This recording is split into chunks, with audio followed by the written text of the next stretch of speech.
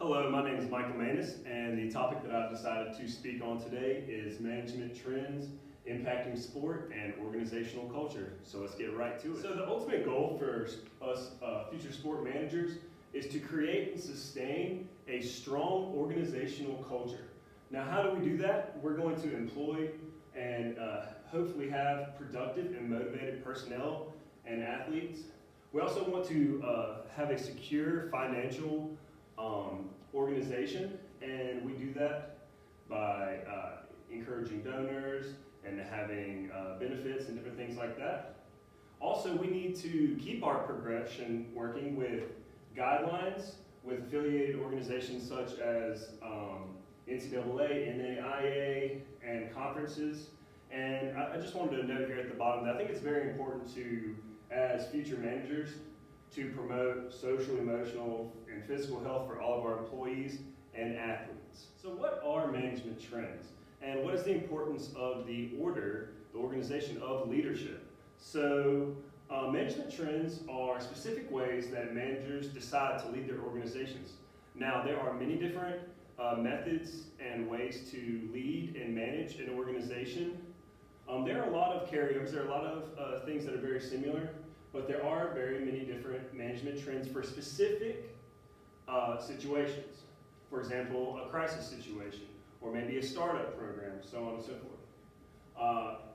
It's also important to know the level of leadership that each group has, and I decided to make a small little outline here of the order of leadership, because a lot of guidelines will come down from the president of the university down to the athletic director, then the assistant athletic directors, the training staff is up next, then the head coaches and the assistant coaches, because a head coach might want a player to participate, but the training staff has authority for the player's health.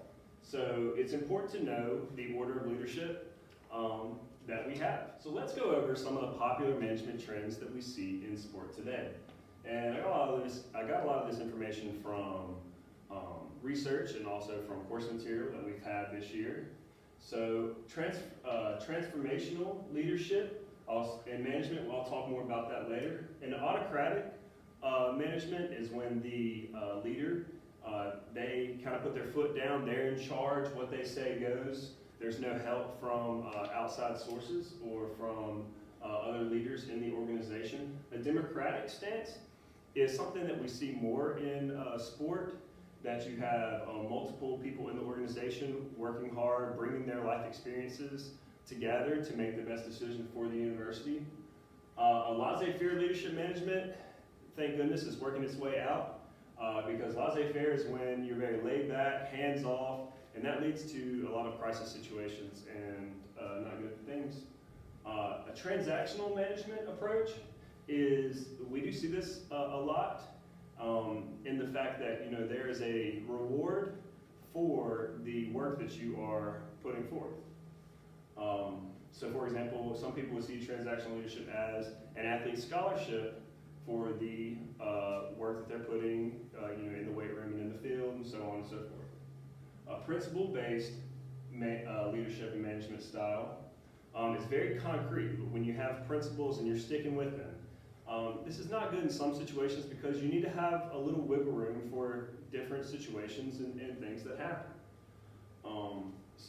So path goal leadership is something that I do like a lot. The managers, we need to be able to create specific paths to match the individual and the goal that they are working towards. Strength-based leadership and management is when as a manager, we need to be present, we need to be aware of our workers' strengths and use that to benefit the entirety of the organization. If everybody is hitting at their best and we get the best of our strengths, we can put forth that into some good management opportunities. And servant leadership will always be used a little bit in the fact that there's some self-sacrifice. If you're going to be a great manager, you have to sacrifice some time and a lot of effort in order to run a great management style. So you are sacrificing something that is important to you to help others.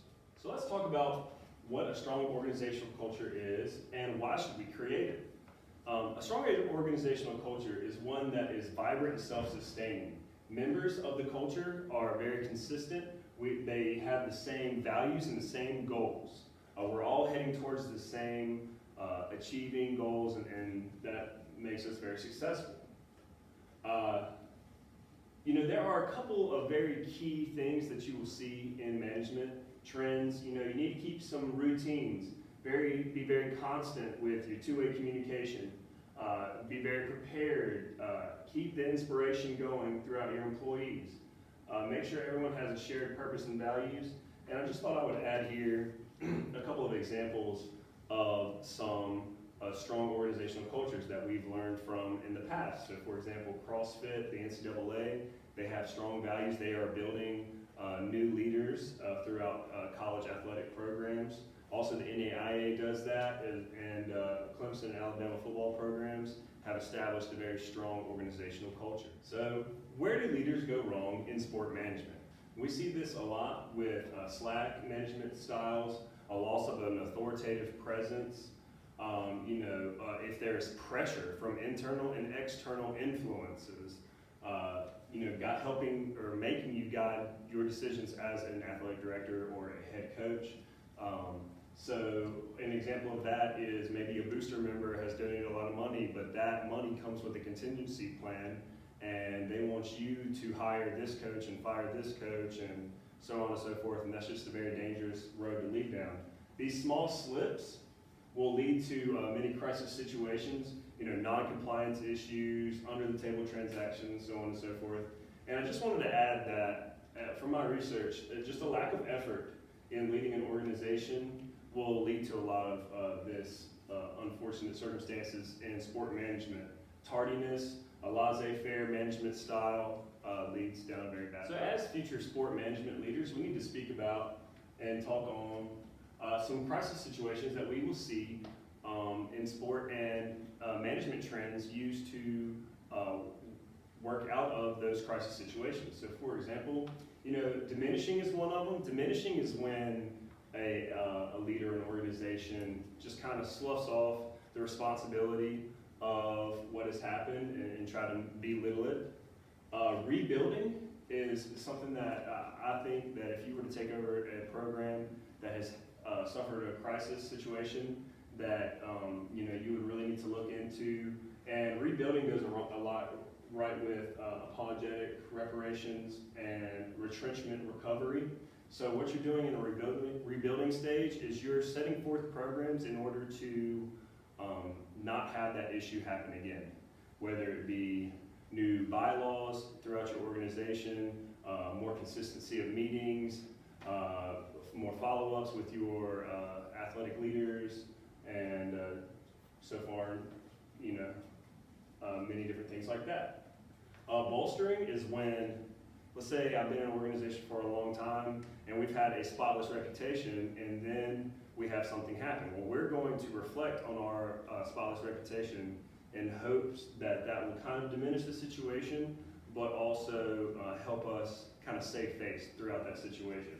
And then forecasting, I've added this here. So forecasting is a preparation stage. So before you get in the crisis situation, let's have plans set in place so we can be successful sport managers. Make it a little lighter here. Let's step away from crisis situations and let's look at some management styles and steps used for new startup programs.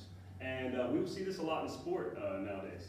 So for example, let's go ahead and talk about forecasting and preparation. So if I know that we have a new women's lacrosse team joining our university, that we're going to prepare and we're going to research, we're going to plan and try to prepare the best that we can financially and very specifically for that program. Communication and a democratic management style is very important when having a new startup programs, because you need to build trust with your sport leaders. So you might have new head coaches, new athletic trainers, new athletic managers that need to learn your management styles and give them the opportunity to share their life experiences with a democratic view. Let them speak in and help you make decisions. So talent and trait development is also very important in new startup programs.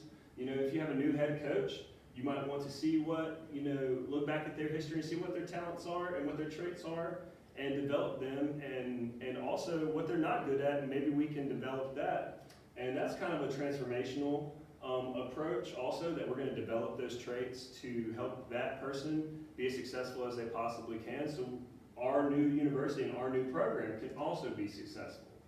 This is a big one here. Being present and accessible is very important, because the worst type of manager is the one that's not there, the one that is not accessible by phone or is just not there for their university. So in servant leadership, once again, that's when a manager is putting the needs of others ahead of their own needs, and they're helping them be successful, at the risk of them losing some things that are very important to them, such as, time and different things like that. So also just be very clear and concise. Make sure that our goals as our university and our organization, that, I have clear and concise steps to meet our goals and attain and keep our values. So I've spoken about this a bit so far, but let's revisit why transformational leadership is so popular. So through my research, I found that transformational leadership is trending towards something that sport managers want to use a lot. Why? It is a very interpersonal, focused management style. So you're very coercive with the individual, and that builds trust, that shares your values, that sets specific goals, and it helps you be on the same track. This is a followers-centered approach to leadership. Let's see here, leaders and coaches, we aim to develop followers and athletes and become future leaders. That's some of the research that I've found. And we see this a lot in different sport organizations that put forth workshops and programs to help build student athletes into leaders and our coaches into better leaders. This is also why we have graduate assistant programs for sports management and different things like that to help our individuals transform into better leaders. So let's talk about the whole point of this project. Why is this information about management trends and management styles important for future sport managers?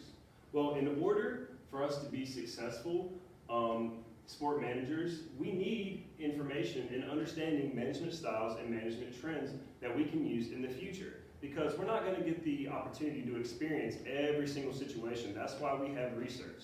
That's why we dive into research and pull different leadership styles and management trends in order to learn and grow and see what works best for each situation. This informs managers that preparation is extremely essential. You need to be present, or you need to be very prepared. You need to be present in that organization. I've already covered that.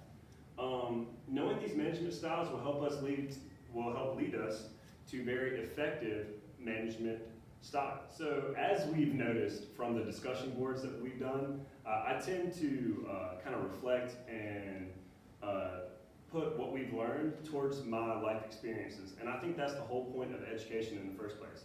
I want to be a manager or a leader that is learning for the lifetime. I want to be learning my entirety of my life. So, and also practically using those learning experiences to help be the best manager, leader, and individual I can be.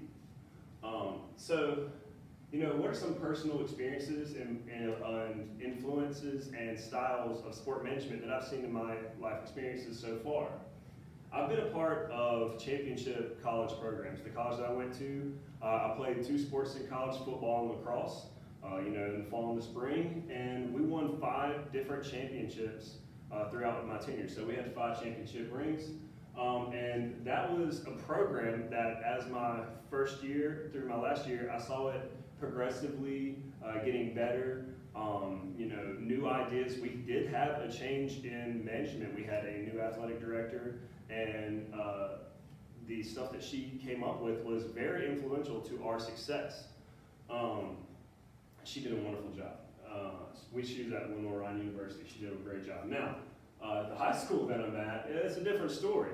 I've been a part of trying to bring back a sport at a school, and there have been steps by that management to diminish that sport program to the best of their ability. At the expense of our program, other sport teams are going to thrive. And hey, that's sometimes we see that in management. So what I've learned is just effort, hard work, and an elite level of organization works very well. An autocratic leadership style is good in very crisis situations, very specific situations, but as an overall, this is what I say, and no one else can, help me make a better decision. The autocratic leadership style is not very good.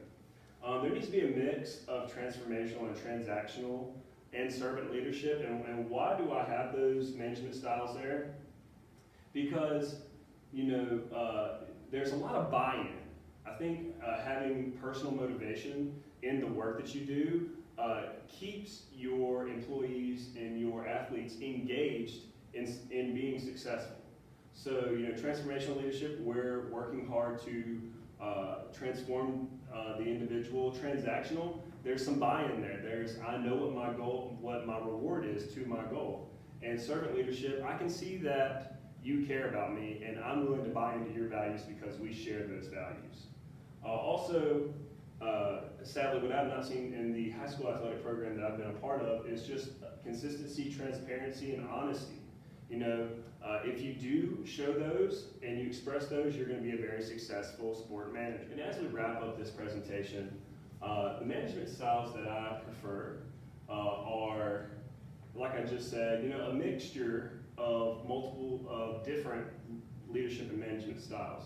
A transformational style, transactional, and a path to gold leadership style. I really do like the path to gold also because that I've noticed in my athletic experience that we need to have a set path, and yes, things can happen, a torn ACL, whatever happens, but you still have a path put in place to heal that situation, to get you back on track to attain your goals. Also, servant leadership is a great way to get your employees to know that you're bought in and that they need to buy in, and that you both need to work to the best of your ability. And thank you so much for being a part of my presentation experience. Have a great day.